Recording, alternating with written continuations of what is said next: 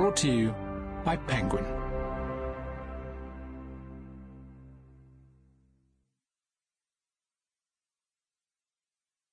Really Saying Something, written and read by me, Sara Dallin. And me, Keren Woodward. Prologue. It was the most fun we could have imagined, our 1989 world tour, a fast and furious set of wall-to-wall hits. It was a triumph. Now we were about to take to the stage for one of our final shows at Wembley Arena. We kicked off in America 3 months earlier, followed by Asia and Australia. Now we were on home turf, with our family, friends and fans eagerly waiting in the audience. In the dressing room, costumes hung on rails and makeup lay on tables, while our routine warm-up music, Kate Bush and the Smiths, played on the boombox. As the start of the show approached, we were led by torchlight into the darkness under the stage, ready to burst through the shiny black lacquered floor on a hydraulic lift. The moment grew closer, the audience sensed something was about to happen, and the roar and thumping of feet on the floor grew deafening. It was electric. As I climbed into the cramped space, preparing for our ascent, I could feel my heart racing, the adrenaline pumping. We giggled as we adjusted our limbs to give ourselves more room. The lights dimmed, the band made their way onto the stage, and the dancers took up their positions, prompting an almighty roar. I looked over at Keren and thought, I used to sit next to you in French at school. How did we get here? As quick as the thought came, we were on the move, rising like goddesses through the darkness into dazzling spotlights.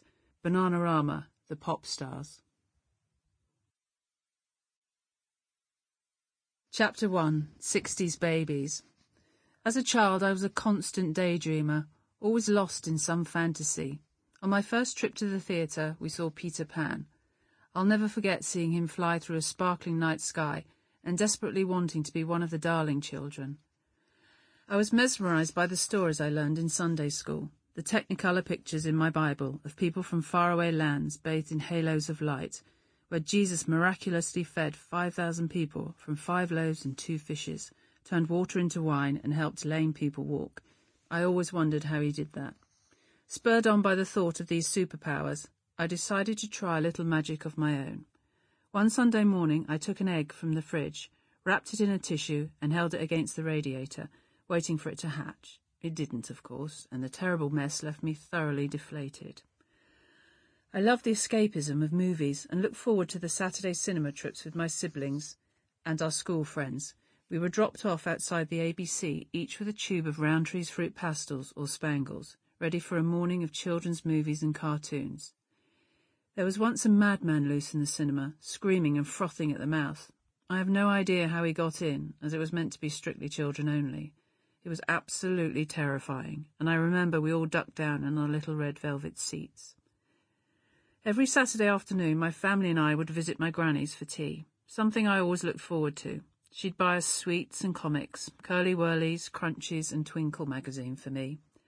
This was before I progressed to Jackie magazine a few years later, leading to my discovery of the pin-up pop stars of the day. On arrival, we'd rush through the little passageway tunnel that separated the terraced houses into her beautiful little rose garden. At the end of the garden were gooseberry bushes and a large concrete air raid shelter that no one was allowed to enter, so my siblings and I, along with the neighbours' grandchildren, all climbed on the roof to play. Having no concept of war or German bombers, we all imagined how exciting it would be to sleep inside there, wrapped in cosy blankets, eating jam on toast by candlelight.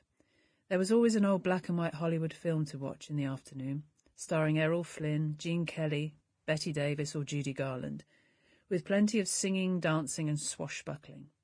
Then it would be the wrestling, football results, and finally our favourite shows, Doctor Who, Dad's Army and The Generation Game. I loved the escapism of the movies, the glamour of Hollywood, but it all seemed so far away. That was until a few years later, when some research into our family tree threw up some French aristocratic roots, along with an impressive family crest and some Irish ancestry. The discovery that my relatives in Boston, USA, had often played golf with the Kennedys somehow brought all that glamour a little closer to home. My Uncle Lee was a professor at Harvard, and he and my Auntie Mavis would come over to England to visit. My auntie always looked like a movie star, right down to the Betty Davis-style cigarette holder. She'd waft... Sample complete. Ready to continue?